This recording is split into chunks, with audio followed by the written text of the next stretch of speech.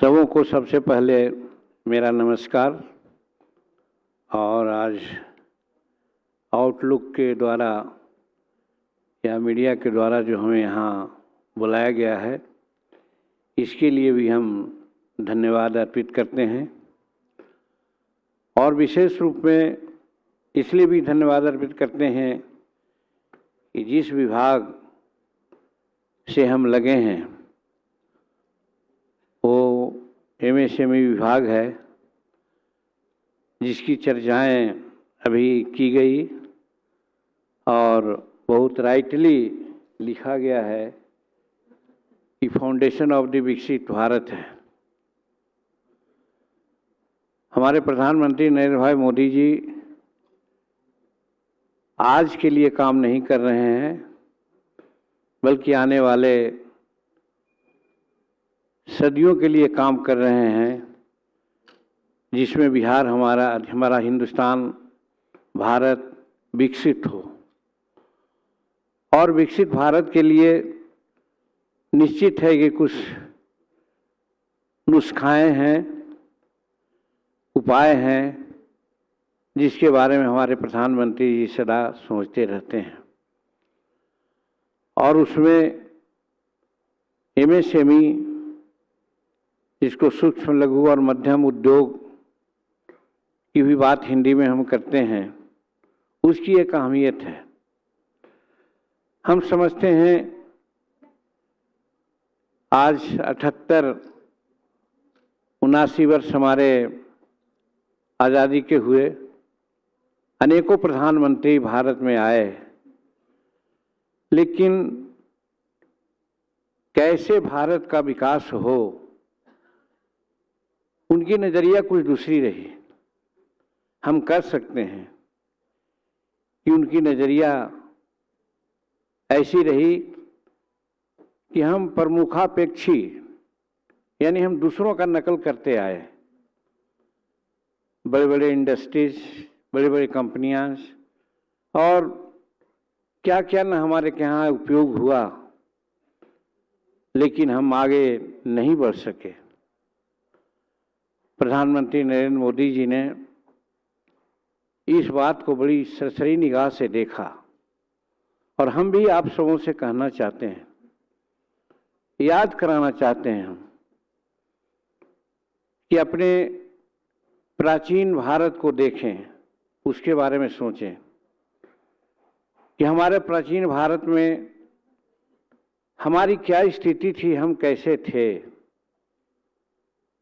तो सारांश में यही कह सकते हैं कि हम लोग बचपन में थे तो कहा जाता था कि भारत को लोग सोने की चिड़िया कहा करते थे।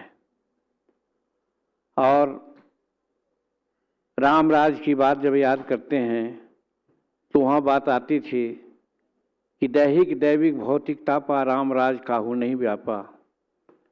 इसका बहुत गंभीर अर्थ है कि हम स्वस्थ रहते थे, शरीर से भी, मानसिकता से भी, और हमको कोई दबाता नहीं था।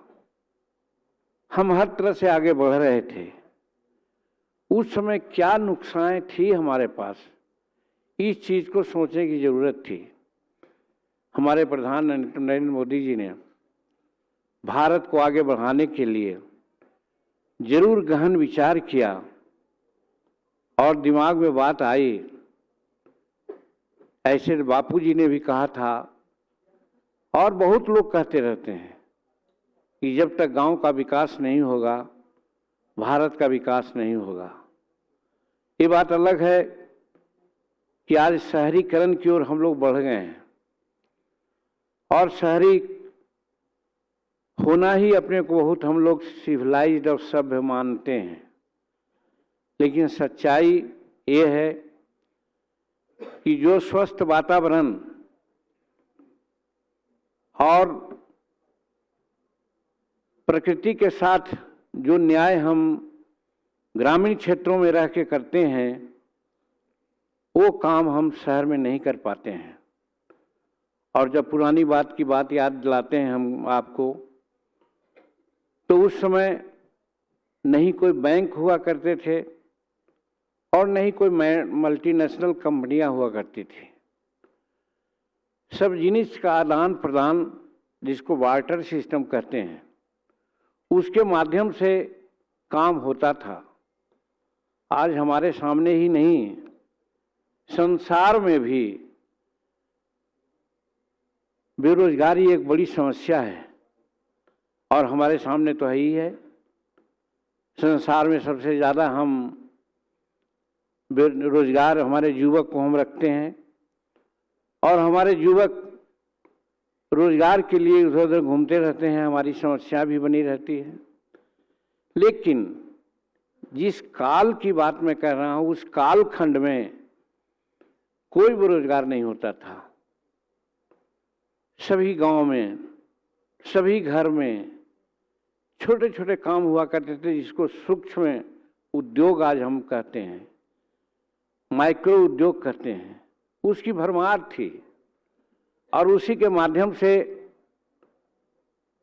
एक आदमी एक प्रोडक्ट को पैदा करता था तो दूसरे प्रोडक्ट करने वालों के साथ उसका आदान प्रदान होता था, तीसरे का साथ होता था, चौथे के पास होता था। जीवन की सारी आवश्यकताओं को हम इसी आदान प्रदान सिस्टम से कंप्लीट कर लेते थे और हम खुश रहते थे। उस समय वायु प्रदूषण का कोई सवाल नहीं था। आज जंगल के लिए हम भारतवर्ष में या अन्य राज्यों में प्रयास कर रहे हैं, लेकिन 15 या 16% से फाजिल भूभाग का जंगल नहीं हुआ करता है। और हमारे अच्छे स्वास्थ्य के लिए, अच्छे क्लाइमेट के लिए कम से कम 33% जंगल होना चाहिए। आज प्रयास हो रहा है भारत सरकार का, सब कुछ कर रहे हैं, लेकिन तो भी नहीं हो रहा है। जनसंख्या हमारी बढ़ रही है, चिंता की बात लोग करते हैं। मैं तो यही कहना चाहता हूं कि दृष्टिकोण बदलने की जरूरत है। आज हम जनसंख्या को अपना भार समझते हैं, प्रॉब्लम समझते हैं, लेकिन उस समय हमारे भारत में जब हम विकसित थे तो कहा जाता है कि 33 करोड़ देवता रहते थे, 60 करोड़ जदवंशी होते थे और क्या क्या न होते थे। यानी आज जितनी मेरी जनसंख्या है उससे ज़्यादा जनसंख्या होती थी, बावजूद हम भूखे नहीं मरते थे, बावजूद हम कपड़ा के लिए नहीं तरसते थे और हम स्वस्थ रहते थे। स्वस्थ रहने का आलम तो मेरा ये था कि आज से 200 वर्ष पहले की बात याद कीजिए, हमारे पूर्वज 100 साल जीते थे। लॉन्गेविटी हमारी 100 एंड एबव थी, 125 साल तक जीते थे। आज हमारी लॉन्गेविटी क्या हो गई है? आज हमारी लॉन्गेविटी 70 ईयर्स हो गया है। और इवन हमारे स्ट्रक्चर में भी, बॉडी स्ट्रक्चर में भी परिवर्तन हुआ है। उस समय 7 फीट, 7.5 फीट के जवान हुआ करते थे और आज हमारी जो लंबाई है 5.5 फीट या 6 फीट तक सिमट गए हैं। ये क्या कारण है? इस पर हम लोगों को सोचना होगा। भले हम आप न सोचें, लेकिन हमारे प्रधानमंत्री नरेंद्र भाई मोदी जी ने इस पर कल्पना किया और सोचा, और सोच करके एमएसएमई विभाग की संरचना की और उसमें सूक्ष्म, लघु और मध्यम उद्योग के बारे में बात की। जब इसकी बात हम करते हैं तो हम थोड़ा ले जाना चाहते हैं आपको, इससे क्या फायदा है। अभी लिखा गया, कहा गया है कि एमएसएमई हमारा है विकसित भारत का या विकास का हमारा मेरुदंड है, इंजन है। इसी के माध्यम से हम आगे बढ़ सकते हैं। और आज खेती के बाद, एग्रीकल्चर के बाद सबसे बड़ा इनकम देने वाला, रोजगार देने वाला और हर फायदा को पहुंचाने वाला उद्योग अगर है तो है एमएसएमई है। और एमएसएमई जानते हैं आप लोग, तो सब विद्वान हैं कि हमारे जीडीपी का 30.1% योगदान है हमारे एमएसएमई का। और उसी तरह से मैन्युफैक्चरिंग का जहाँ तक सवाल होता है, हम लगभग 35.4% मैन्युफैक्चरिंग में हम मदद कर रहे हैं। और एक्सपोर्ट का जहाँ तक सवाल है, आज के समय में जो देश ज़्यादा एक्सपोर्ट करता है उसको उन्नत माना जाता है, जो इंपोर्ट करता है उसको उन्नत नहीं माना जाता है। तो हम एक्सपोर्ट में भी, हिंदुस्तान के टोटल एक्सपोर्ट में 45.73% हमारा योगदान है एमएसएमई का। तो अब कह सकते हैं कि एमएसएमई का हमारे आर्थिक जगत में, आर्थिक एरिना में क्या महत्व है। और इसी को लेकर के हमारे प्रधानमंत्री जी ने अनेक योजनाएं चलाई है। उस योजनाओं में एक योजना है पीएम विश्वकर्मा योजना। हम आप जरूर, जिनको थोड़ा भी ग्रामीण क्षेत्रों से संपर्क रहा है, वो आज जानते होंगे, लेकिन उनके बारे में कोई नहीं सोचा कि हमारे फुटपाथ पर हमारे रविदास भाई धूप में, वर्षा में वो चप्पल में को सीते रहते हैं। हमारे कारपेंटर भाई गांव में रख के लकड़ी छीलते रहते हैं। हमारे लोहार भाई अपना किसी तरह से वो चला करके कुछ सामान तैयार करते हैं। उसी प्रकार से हमारे बार्बर भाई बैठ करके हजामत बनाते हैं, शेविंग करते हैं। फिर हमारे बासरमैन भाई गांव में आते हैं, अपने शरीर पर गट्ठर बांध करके गांव-गांव में घूमते हैं और उनका ये करते हैं। फिर हमारे मछुआरे भाई हैं जो नेट बनाते हैं, मछली बनाते हैं, ले जाते हैं, व्यापार करते हैं। इस तरह से अनेक ये हैं। दर्जी भाई हैं, आज गांव-गांव में देख रहे हैं कि हमारी बेटियां, हमारी बहू जो आगे काम नहीं कर सकती हैं, सुइंग मशीन लेकर के अपना जीवन बसर कर रही हैं, उनके बारे में किसी को चिंता नहीं थी। ये 18 ट्रेड है, हमने नाम 2, 4, 10 का बताया, और है कोपलर है और क्या क्या है। आज इसको करने के लिए आज हमारे प्रधानमंत्री जी ने टारगेट दे दिया है। 17 सितंबर 2023 से इस योजना को चलाने की बात आई है और कहा गया है कि 5 वर्षों में यानी 2027 तक हम 30 लाख लोगों को रोजगार देंगे। और उसको जो हमारा पोर्टल है उद्यम और उद्यम असिस्ट पोर्टल है, उस पर उनको हम रजिस्ट्रेशन कराएंगे। रजिस्ट्रेशन कराने के बाद उनको कुछ दिन का ट्रेनिंग देंगे और उनको एक पूंजी देंगे 15 हज़ार का, टूल किट्स देंगे ताकि उसको लेकर के आगे बढ़ें। हम समझते हैं कि जब 30 लाख 2027 तक हम पूरा करेंगे, उसके बाद और आगे बढ़ेंगे। यानी प्रधानमंत्री जी उनके लिए सोचा जिनको कोई नहीं उसके बारे में सोचता था। और हमारे विकास का रीढ़ वही हैं। आज क्या है, क्यों कहा जाता है हम आगे बढ़ गए, 78 साल 79 साल आज़ादी के हो गए, स्वतंत्रता रिपब्लिक भी 75 वर्ष से ज़्यादा हो गया।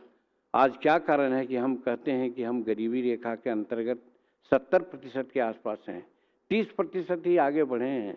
तो 70% को कब हम आज़ादी दे सकते हैं, कब हम स्वावलंबन दे सकते हैं, इसके सोच में यही एमएसएमई है, छोटा छोटा उद्योग है, जिसको हम आगे बढ़ा करके आज देश को स्वावलंबन की ओर ले जा सकते हैं। इस ओर हम कहना चाहते हैं कि अभी तक हमारा जो कहा कि उद्यम और उद्यम असिस्ट 2 पोर्टल है, जहां हम उन लोगों को रजिस्ट्रेशन कराते हैं और रजिस्ट्रेशन कराने के बाद उनको हम पैसा देते हैं और बैंक गारंटी के साथ लोन भी देते हैं।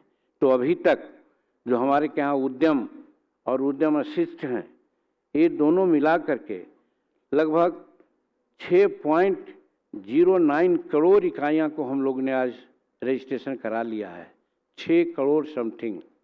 और एक बात और मैं कहना चाहता हूँ, प्रधानमंत्री जी जब बोलते हैं कि जब हम साल में 2 करोड़ लोगों को नौकरी देंगे, तो बहुत लोग हंसते हैं, ये जुमलेबाजी है।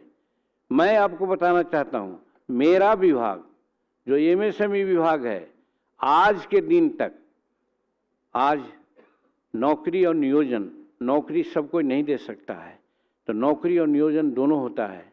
और नियोजन में आज तक हम लोग 25 करोड़ से ज़्यादा लोगों का नियोजन दे रखा है। ये एक विभाग हमारा एमएसएमई का है। आप जोड़िए, 11 वर्ष हमारे प्रधानमंत्री को होने जा रहा है, तो 11 दूनी 22 करोड़ होना चाहिए 2 करोड़ के हिसाब से, तो सिर्फ एमएसएमई विभाग 25 करोड़ दे दिया है। और बाकी विभाग की बात तो छोड़िए। तो मैं कहने का मतलब, हमारे प्रधानमंत्री के प्रति जो लोग ये नकारात्मक भाव रखते हैं, उनको सोचना चाहिए कि प्रधानमंत्री जो कहते हैं वही करते हैं। तो उसी में ये बात है।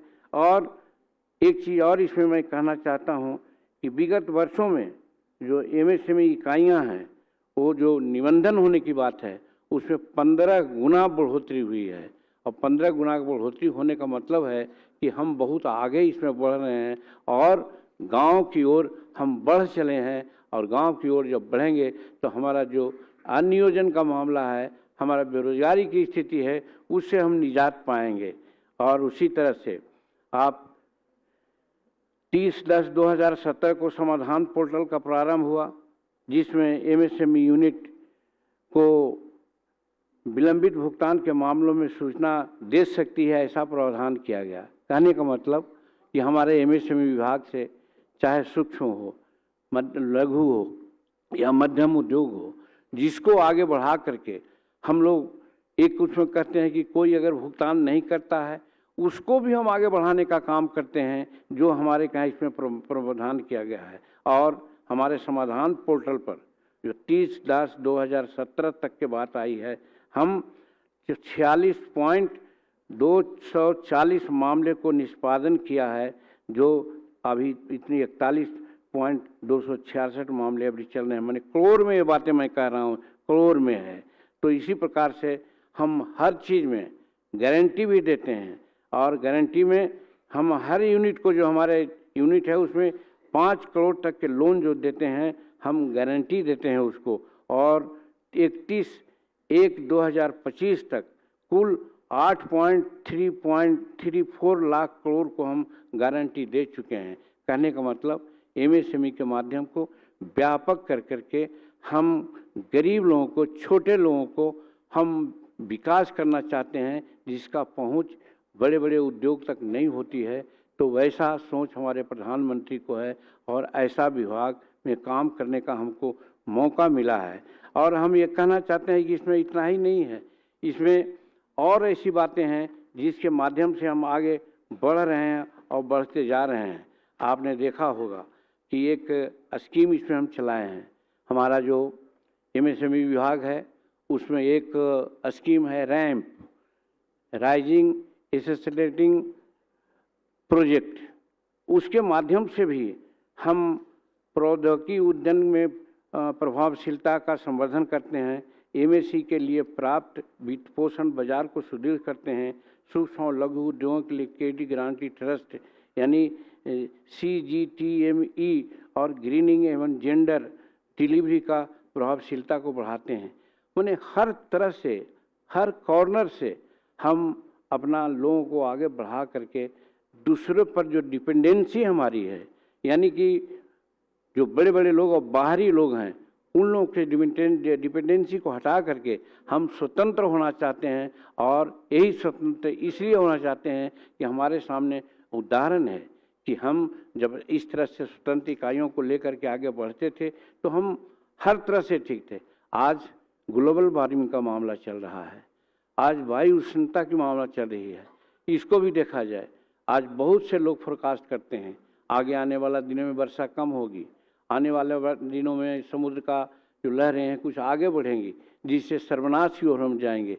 उस ओर भी हमारा एमएसएमई है, काम कर रहा है कि हम अधिक से अधिक जंगल लगावें, अधिक से अधिक हरित पट्टी को हम लगावें, जिससे कि वर्षा समयानुकूल हो और हम गर्मी से और जो हमारा प्रदूषण है उससे भी हम आगे निजात पा सकें। ये सारा चीज़ हमारे एमएसएमई में है। और अभी एमएसएमई का कुछ जो अभी बजट हुआ है, उस बजट में भी कुछ स्थिति ऐसी आई है कि हम हर चीज़ को दुगना किया है कि सूक्ष्म में जहाँ पर हम अगर 1 करोड़ की बात कर रहे थे तो अब उसको हम 5 करोड़ की ओर चले गए हैं। लघु में जहाँ 5 करोड़ की बात थी वहाँ 10 करोड़ की बात आ गई है, और मध्यम में जहाँ 10 करोड़ थी आज वहाँ 50 करोड़ की बात आ गई है। मैंने कहने का मतलब कि हमारा क्षेत्र आगे बढ़ा करके उद्यमियों को हम इनवाइट कर रहे हैं और उद्यमियों को उसमें लगा रहे हैं।